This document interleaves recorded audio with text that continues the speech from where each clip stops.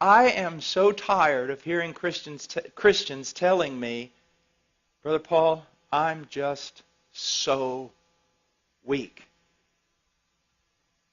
And you say, well, Brother Paul, you started your sermon saying you were weak, so why can't we say it? Well, I want you to understand the phrase and the context of it. First of all, you're not weak. And I can prove it to you. In the last week, W-E-E-K, how much time did you spend grasping and striving to know God and His Word? And in prayer, knowing that apart from God and His work on your behalf, you weren't going to be able to make it. Oh, see, it's really easy to say, I'm so weak. Your problem is not that you're so weak. Your problem is that you think you're strong. And I can prove it by just looking at your devotional life. Do you see? Our problem is not that we're too weak. Our problem is that we do not recognize our weakness. Do you see that? That's why the men and women that have been most used of God throughout Christian history seem to have only one thing in common, a recognition of their weakness. Now, here's what I want to show you, and it's so, so important. Weakness is not a hindrance to power. Weakness is the catalyst to spiritual power. The problem is wrong response. So first of all, you need to recognize something. Everybody's weak. Everything that is demanded of you in the New Testament is absolutely impossible for the natural man. There you go. So now everybody's on the same level. Me, you, Spurgeon, John Piper, all of us, everyone's weak. That's it. Now you can't use weakness as an excuse anymore because everybody's just as weak. No one can do this stuff. No one. So there you go. We're weak. The question is, what do we do? Now, many people just mouth weakness because it's the Christian thing to say. I'm weak.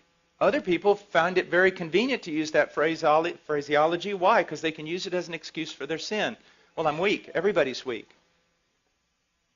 But the right mindset here is in recognizing your weakness, it drives you to God.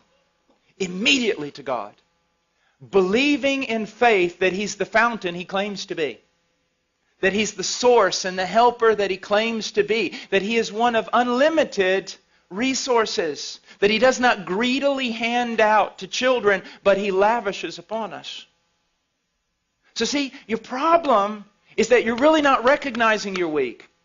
Or you recognize you're weak, but you just stay there in your weakness. The thing is, your weakness ought to drive you to God every time. But here's a problem. Let's enter in with your heart condemning you and Satan helping your heart condemn you. See, I have found so many people. I saw someone last night and I dealt a long time with them. Precious little girl.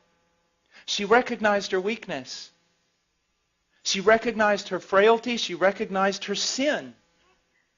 She recognized there were some things in her life she couldn't overcome right now. But here was her problem. She would see her sin, and because of the work of the devil and sometimes our own heart condemning us, she would put herself in the penalty box every time that she sinned. Well, you can't go to God right now.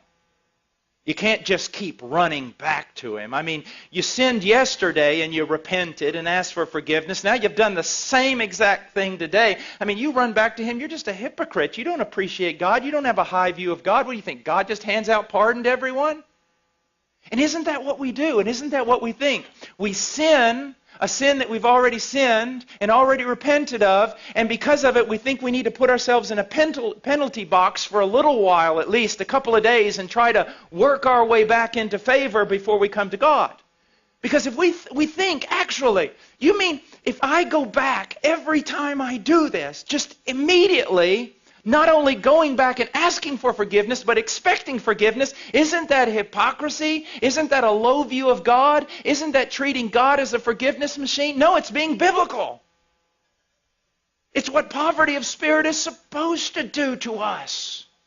Now again, I'm not preaching this, hopefully, to unconverted church people who are going to say, wow, if God's that good, I'll sin all the time and just go back and ask for forgiveness. Hopefully I'm not talking to people like that. Hopefully I'm talking to genuine Christians who really want to be something they are not yet.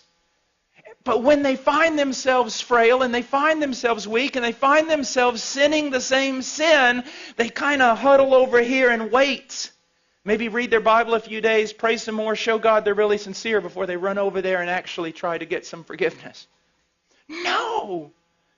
One of the great joys of my life is when I discovered that the moment I sin the sin I always sin, my first response ought to be to latch a hold of Christ. And not beggarly, not thinking, oh, here I am, you ought to strike me down. But no, I latch a hold of Christ saying, I believe your promises. I am in a different realm. I am free. I am a saint. I've been moved out of Adam and condemnation and law. All of it was paid for on that tree. When He died, He knew all of it. He forgave all of it. I'm free. It's absolutely spectacular.